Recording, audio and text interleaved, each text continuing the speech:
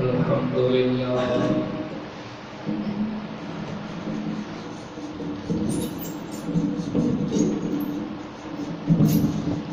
الحمد لله رب العالمين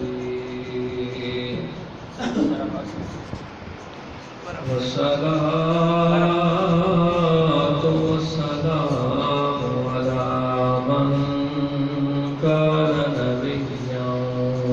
وآدم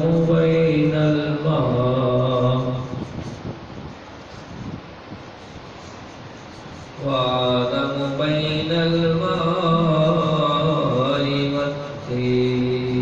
والطين وعلى آله الطيبين الطاهرين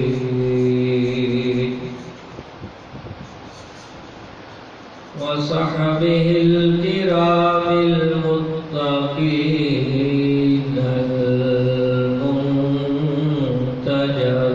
المنتجبين وعلى أولياء أمته الكاملين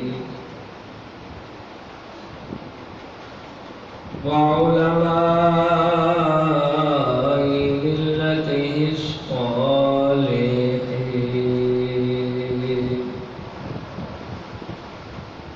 أما بعد فأعوذ بالله من الشيطان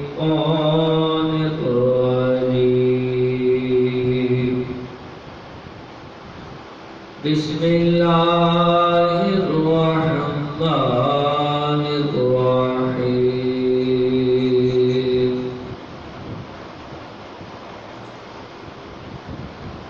قل لا أسألكم عليه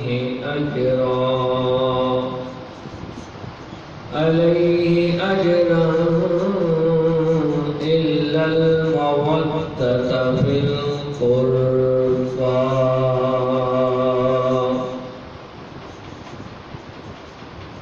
آمنت بالله صدق الله العظيم وصدق رسوله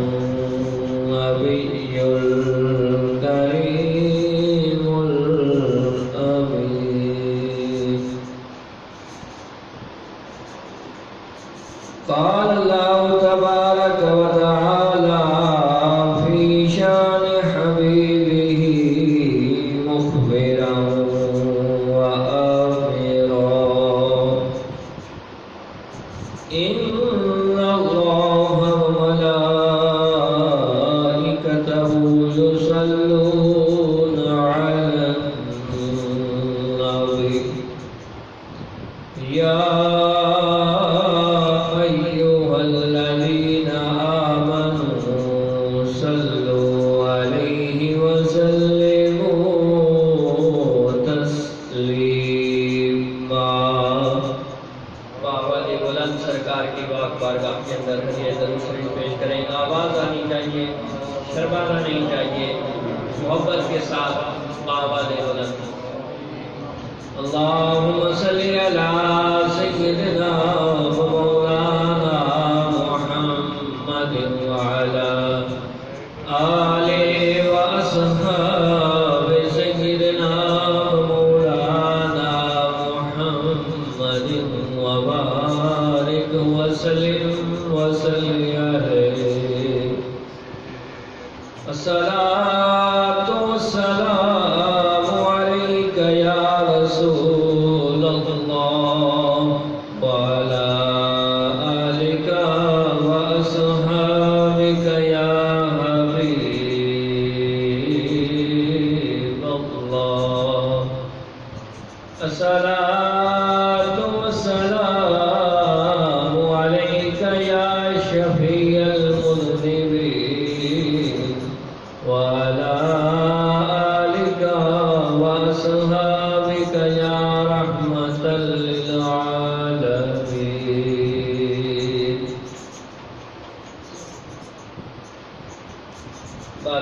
و ثنا نہایت واجب الاحترام دوستوں، بزرگوں، عزیز ساتھیوں، آپ حضرات کے علم میں ہے کہ محرم الحرام شریف شروع ہو چکا ہے۔ اسلامی سال کی 1440 کی ابتدا ہو چکی ہے۔ دعا گو ہوں کہ رب کائنات ہم سب کے لیے یہ سال اچھا فرمائے۔ تو عزیزان محترم، جب بھی محرم کا چاند طلوع ہوتا ہے، چاند چڑھتا ہے،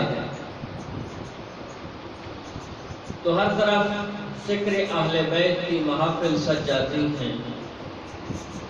ہر بندہ اہل بیت کے ساتھ اپنی محبتوں کا اظہار کرتا ہے۔ کوئی ان کے ایصال ثواب کے لیے لنگر شریف پکوا کے غریبوں میں تقسیم کر رہا ہے، اور یہ لنگر پکا کے ان کی یاد منا رہا ہے۔ کوئی ان کی ذکر کی محفل سجا کے اور ان کا ذکر سنا کے اپنے دلوں کو باغ کر رہا ہے۔ کوئی ذکر حسین کر کے اپنی محبتوں کا اظہار کر رہا ہے۔ تو عزیزان محترم، دعا گو ہوں کہ رب کائنات ہر ایک کا یہ جو عمل ہے مخلصانہ عمل ہے، جس نے بھی اخلاص کے ساتھ کوئی عمل کیا ہے، رب کائنات اس کو اپنی پاک بارگاہ کے اندر منظور و مقبول فرمائے۔ میں نے بھی جو آیات کریمہ جناب کے سامنے رکھی ہے، اس کا مطلب اور مفہوم مختصر آپ کے سامنے رکھنا ہے، اور صرف محبت اہل بیت کا اظہار کرنا ہے، کیونکہ جو بھی چیز نسبت سرکار کے ساتھ رکھتی ہے، اللہ رب العزت نے اس کا ایک مقام اور مرتبہ بنایا ہے۔ جس طرح سرکار کے صحابہ ہیں، سرکار کے غلام ہیں، ان کے ایمان کو قرآن ہمارے لیے ماڈل اور نمونہ قرار دے رہا ہے، اسی طرح سرکار کے جو گھر والے ہیں ان کا بھی ایک مقام اور مرتبہ ہے۔ آپ علماء سے سنتے رہتے ہیں، اور جو آیت کریمہ میں نے پڑھی ہے، غالباً اس وقت میرے خیال میں 98% جس مسجد میں بھی آپ جائیں گے یہی آیت پڑھی جائے گی، اور اہل بیت کے ساتھ محبتوں کا اظہار کیا جا رہا ہوگا۔ اس کی مفہوم اور مطالب سے آپ بخوبی واقف ہے کہ میرا رب میرے حبیب سے، اپنے حبیب سے، میرے نبی سے، امام الانبیاء سے فرما رہا ہے، اے حبیب، ان دنیا والوں کے سامنے یہ اعلان فرما دو، انہیں بتا دو، قُلْ لَا أَسْأَلُكُمْ عَلَيْهِ أَجْرًا۔ اے حبیب، آپ فرما دیجئے کہ لا أَسْأَلُكُمْ عَلَيْهِ أَجْرًا، کہ میں تم سے اس پہ کوئی اجر نہیں مانگتا۔ مالک اور مالک لم یزل کے پیارے رسول علیہ اجرا سے مراد کیا ہے؟ کس چیز پہ میرا نبی فرما رہے ہیں کہ میں کوئی اجر نہیں مانگتا؟ تو دوستو، اسلام کی تاریخ پڑھیں، اس اسلام کو پھیلانے میں میرے مصطفیٰ نے مشقتیں اٹھائی ہیں، فرمایا اس پہ بھی میں اجر نہیں مانگتا۔ اس اسلام کو ہمارے گھروں تک پہنچایا ہے، اور ہمیں جہنم کے گڑھوں سے نکال کے جنت کا حقدار بنایا ہے، فرمایا اس پہ بھی میں کچھ اجر نہیں مانگتا۔ اور وہ لوگ جنہوں نے طائف کے ان میدانوں کے اندر مصطفیٰ کریم علیہ السلام پہ پتھر برسائے تھے، اور اپنے شریر بچوں کو نبی کریم علیہ السلام کے پیچھے لگا دیا تھا، اور نبی کریم علیہ السلام پہ پتھر بازی کی گئی تھی، نبی کریم علیہ السلام کو پتھر مارے گئے تھے اور اتنے سخت پتھر مارے گئے تھے کہ میرے آقا کا وہ جسم نازنین زخمی ہو گیا اور ان زخموں سے اتنا خون بہا کہ جو نبی علیہ السلام نے نالین مبارک پہنی ہوئی تھی ان کے اندر خون بھر گیا، وہ خون سے بھر گئی، لیکن میرے مصطفیٰ نے اس مشقت پہ بھی کوئی اجر نہیں مانا۔ یہ جو مشقتیں اٹھائی ہے، فاران کی چوٹی پہ سب کو بلایا اور اسلام کی دعوت دی، اللہ رب العزت کی وحدانیت کی دعوت دی، لوگوں نے اس کی مخالفت کی، نبی کریم علیہ السلام پہ طرح طرح کے جملے کسے گئے، فرمایا یہ جو مجھے اذیت پہنچی ہے میں اس اذیت کا بھی کچھ اجر نہیں مانگتا۔ لوگوں نے کہا کہ نعوذ باللہ من ذالک یہ ابتر ہے، اس کی نسل نہیں چلے گی۔ یہ جو سخت جملہ تھا میرے مصطفیٰ کے دل کو جا کے لگا اور دل کے اندر جو غم پیدا ہوا، میرا مصطفیٰ غمگین بھی ہوا لیکن اس پہ کوئی اجر نہیں مانگا۔ فرمایا تمہیں جنت کا حقدار بنایا، جہنم سے نکالا، تم ایک دوسرے کے دشمن تھے، چھوٹی چھوٹی بات پہ تمہارا جھگڑا ہو جاتا تھا اور یہ جھگڑا کتنا چلتا تھا کہ اس میں کئی نسلیں گزر جاتی تھیں، ایک دوسروں کے ہزاروں قتل کر دیتے تھے، لیکن پھر بھی یہ جھگڑا چلتا رہتا۔ فرمایا یہ جو تمہیں جھگڑوں سے نکال کے آپس میں بھائی بھائی بنا دیا ہے، اس پہ بھی کوئی اجر نہیں مانگتا۔ تم کتنے سخت دل تھے، تمہارے دلوں کے اندر سختی کتنی تھی کہ جیتے جاگتے جانور کا ٹکڑا کاٹ لیتے تھے، لیکن تمہارے دل کے اندر کوئی رحم نام کی کوئی چیز بھی نہیں تھی۔ تم لوگوں کے بچوں کو جو تمہارے مقروض ہوتے تھے ان کے بچوں کو سامنے کھڑا کر کے ان پہ تیر بازی کرتے تھے، نشانہ بازی کرتے تھے، چھوٹے بچے تمہارے تیروں سے چھلنی ہو جاتے، فوت ہو جاتے۔ یہ جو تمہارے دلوں کے اندر سختی تھی ان کو نرمی میں کس نے تبدیل کیا ہے؟ مصطفیٰ کریم علیہ السلام نے تبدیل کیا۔ فرمایا پھر اس پہ بھی میں کوئی اجر نہیں مانگتا کہ ایک حیوانیت کے جو ظاہر تو انسان نظر آتا تھا لیکن اس کی فکر، اس کی سوچ، اس کا فہم و فراست، اس کے اندر انسانیت نہیں تھی بلکہ حیوانیت تھی، انسانیت نہیں تھی بلکہ شیطانیت تھی۔ یہ جو شیطانیت سے نکالا ہے، یہ جو حیوانیت سے نکالا ہے، پھر اشرف المخلوقات کا جو درجہ اور مقام ہے اس پہ جا بٹھایا ہے۔ فرمایا ان سب چیزوں سے نکال کے میں نے جو تمہیں انسان بنایا ہے، تمہارے اندر انسانیت کو جگایا ہے، تمہارے دل کے اندر رحم کو پیدا کیا ہے، تمہارے دل سے ظلم کو نکالا ہے، ان سب چیزوں پہ کوئی اجر نہیں مانگتا۔ لا اسألکم علیہ اجرا، کوئی اجر نہیں مانگتا، الا المودۃ فی القربی، لیکن اے انسان، اے میرے امتی، میں کسی مشقت پہ، کسی رنجش پہ اور کسی محنت پہ کوئی اجر نہیں مانگتا، لیکن ایک بات کہتا ہوں، الا المودۃ فی القربی، کہ میری اہل بیت کے ساتھ، میرے قرابت داروں کے ساتھ محبت کرنا، یہ تم سے مانگتا۔ کوئی تم سے مال و دولت نہیں مانگتا، کوئی تم سے جان و اولاد نہیں مانگتا، کوئی تم سے جاگیریں نہیں مانگتا، کوئی تم سے بادشاہت نہیں مانگتا، الا المودۃ فی القربی، لیکن اے انسان میری محنتوں کا نتیجہ کیا دو گے؟ میری مشقتوں کا نتیجہ مجھے کیا دو گے؟ میری سب ان تکلیفوں کا مجھے ریٹرن کیا دو گے؟ فرمایا اور کچھ نہیں مانگتا، نہ مجھے بادشاہت چاہیے، نہ مجھے تمہاری مال و دولت چاہیے، نہ تمہاری اولاد چاہیے، کچھ بھی نہیں چاہیے، لیکن ایک بات تم سے کہتا ہوں کہ میری اہل بیت کے ساتھ محبت کرنا، محبت کرنا، بس یہی میری زندگی کا مقصد ہے۔ یعنی جتنا بھی میں نے کمایا ہے اس کا اگر انسانوں سے کچھ مانگتا ہوں تو وہ کیا ہے؟ محبت اہل بیت۔ اور پھر میرے مصطفیٰ کریم علیہ السلام نے جو اپنے قریب الوصال کچھ ارشادات فرمائے ہیں، ان میں ایک مشہور حدیث پاک آپ علماء سے سنتے رہتے ہیں، میرے مصطفیٰ نے فرمایا وَأَنَا تَارِكٌ فِيكُمُ الثَّقَلَيْنِ، اے دنیا والو میں دنیا کو چھوڑ کے جا رہا ہوں، وَأَنَا تَارِكٌ فِيكُمُ الثَّقَلَيْنِ،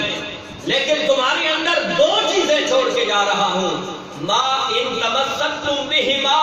لَن تَضِلُّوا بَعْدِي، کہ میں تمہارے اندر دو چیزیں چھوڑ کے جا رہا ہوں، اگر تم ان کے دامن کو پکڑے رہو گے، ان کے دامن کے ساتھ لگے رہو گے، لن تضلوا بعدی، میرے بعد تم ہرگز گمراہ نہیں ہوگے۔ دو چیزیں تمہارے اندر چھوڑ کے جا رہا ہوں، اور ان کو اگر تم پکڑے رہو گے، ان کے دامن کے ساتھ تم لگے رہو گے، لن تضلوا، یہ نفی تاکید کے لیے آتا ہے کہ ہرگز تم میرے بعد کبھی گمراہ نہیں ہوگے۔ پہلے علماء کی پہلے انبیاء کی اگر ہسٹری اور تاریخ پڑھیں تو وہ جو بھی حکم ہوتا تھا وہ فرماتے تھے کہ اس کو یوں کرو، میری زندگی کے اندر اس طرح کرنا ہے، میں جب چلا جاؤں گا تو میرے بعد کسی اور نبی نے آ جانا ہے اور اس نے آ کے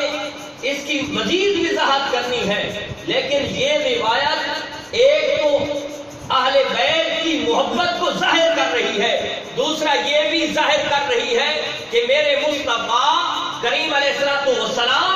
آخری نبی ہیں، خاتم النبیین ہیں، کیونکہ اگر میرے نبی کے بعد کسی ذلی نبی نے، کسی تشریع نبی نے، کسی اصلاح کرنے والے نبی نے آنا ہوتا تو میرے باپ یہ نہ فرماتے کہ میں تمہارے اندر دو چیزیں چھوڑ کے جا رہا ہوں، بلکہ یہ روایت ہمیں واضح سبق دے رہی ہے کہ میرے مصطفیٰ کے فرمان سے پتہ چلتا ہے کہ میرے نبی کے بعد کسی نبی نے نہیں آنا۔ نعرہ تکبیر،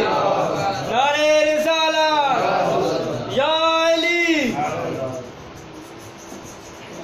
فرمایا کہ میں تمہارے اندر دو چیزیں چھوڑ کے جا رہا ہوں۔ اب قیامت تک اگر کسی نے کامیاب ہونا ہے،